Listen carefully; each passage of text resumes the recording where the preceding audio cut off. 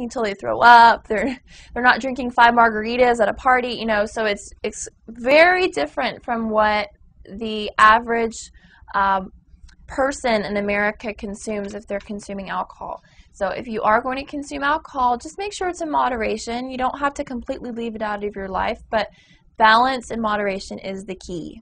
The next category is nuts and legumes, so nuts and beans. It says 1 to 3 times a day.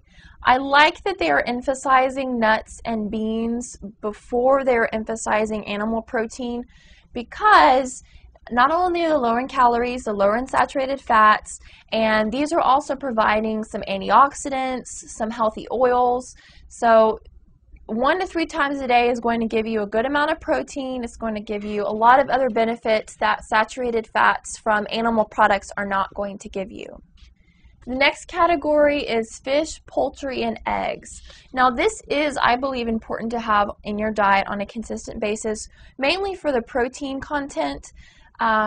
It's easy for people to focus on carbohydrates and not have enough protein in their diet, or be the opposite. So it's good that they are saying fish, poultry, and eggs versus red meat. Red meat is a lot harder to digest, and fish particularly is going to have healthy oils, which is going to protect against heart disease and inflammation. Eggs are a great source of protein. They are a complete protein, and they are so easy to make. And then your poultry is also a lean fat, lower fat, lean protein choice. So overall, this is a good category, and it says 0 to 2 times a day. So depending on what other foods you're eating in your diet, you can go towards a 0 or you can go towards a 2, but you do have to make sure that you are getting at least some of this in your diet to make sure you're getting enough protein. The category right above that is dairy and calcium, and it even says calcium supplements. It says dairy 1 to 2 times a day, and the reason why they put calcium supplement on there is because the majority of children and even adults do not get enough calcium and vitamin D in their diets. And so with recommending dairy only 1 or 2 times a day, people may not be able to get the adequate calcium, especially if they're lactose intolerant or their absorption of calcium and vitamin D is low. Maybe they're on certain medications. And then right next to that category is the picture of a multivitamin supplement, which I think is actually good. It's kind of like an insurance policy. You want to get the majority of your nutrients and vitamins from foods that you're eating, but at the same time, specifically with calcium, if you're limiting your dairy intake for whatever reason, you definitely need to make sure that you are getting enough calcium, especially for children, because their growth rate is so high. They do need a lot of vitamin D and calcium for their bone growth.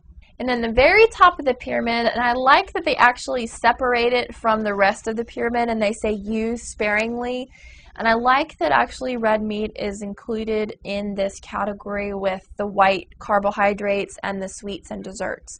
And the reason why I like that the red meat is mentioned as used sparingly is because red meat is pretty hard to digest. It takes a really long time to break everything down.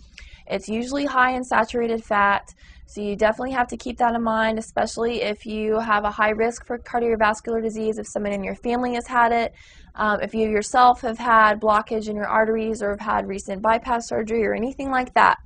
And then also, red meat is pretty acidic, so it contributes to inflammation if you eat it in excess or if you eat too much of it.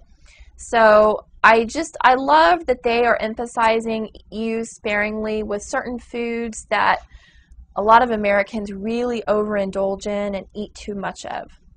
So there you have it. This is the Harvard Healthy Eating Food Guide Pyramid, and I love everything that's on this pyramid. And I think this is a better resource than a lot of the other food guide pyramids that are out there. Thank you so much for watching. If you have any questions or comments, please let us know. I love reading everything that you guys write. And keep subscribing because we're going to be putting out more videos. See you next time. Bye-bye. For hundreds of great more videos like this one, check out the Psyche Truth channel on YouTube.